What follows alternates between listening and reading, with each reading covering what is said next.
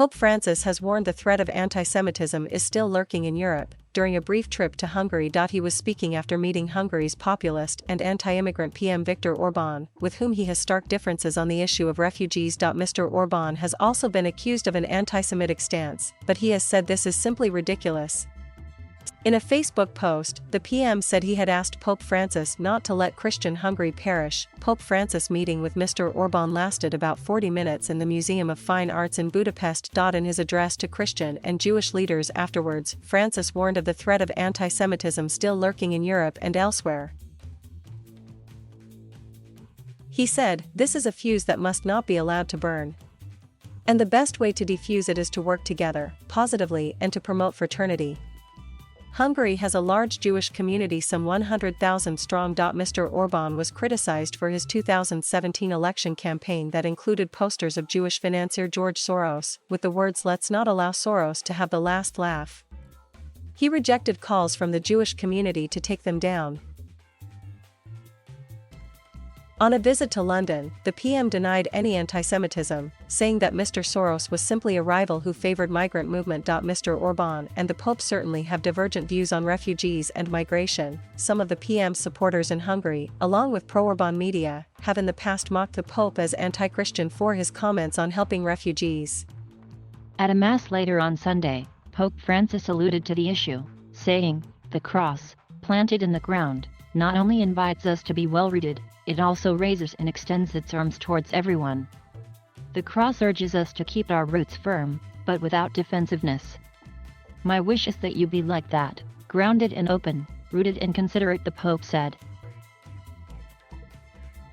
Francis was celebrating Mass to mark the end of the Eucharistic Congress, which has attracted tens of thousands of Christians from around the world over the past week. One worshipper, Eva Mandoki, 82, told Agence France Presse, "We are not here for any politics, but to see and hear the Pope, the head of the Church. We can hardly wait to see him." The Pope's whole Hungarian visit is expected to last only about 7 hours, before he moves on to Slovakia for 3 days. The brevity of his Hungary trip compared to Slovakia has raised speculation about what signals the Pope is trying to send. One pro-Orbán TV analyst said, "Pope Francis wants to humiliate Hungary by only staying a few hours." The Vatican has called it a spiritual trip, and Mr. Orbán said comparisons with Slovakia were misleading.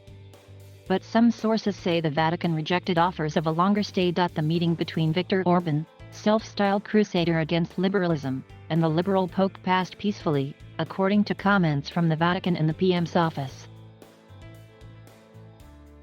The role of the Church, protection of the environment and promotion of the family were among the topics discussed, said the Vatican. The Pope later delivered a message of inclusion and fraternity to Christian and Jewish leaders, using the symbolism of the chain bridge across the Danube, currently undergoing repairs, to underline his message.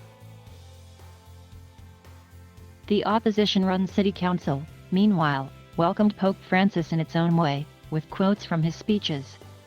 "The abuse of power wounds human dignity, which we cannot allow and must struggle against," read one, displayed prominently on posters around Budapest. This is the Pope's first international trip since surgery this year. In Slovakia, his visit aims to improve Catholic-Jewish relations, and he will also meet members of Slovakia's Roma community. Francis has visited dozens of countries since he became Pope in 2013, although his travels have recently been affected by the spread of coronavirus. Earlier this year, he made a historic 4-day trip to Iraq. In July, the 84-year-old spent 10 days in hospital while he received treatment for a colon problem. He also suffers from a number of other health issues. He lost part of his right lung at the age of 21 and also suffers from a hip problem and sciatica, which causes pain that radiates from the lower back to the legs.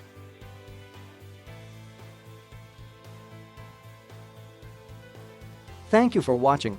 Please subscribe.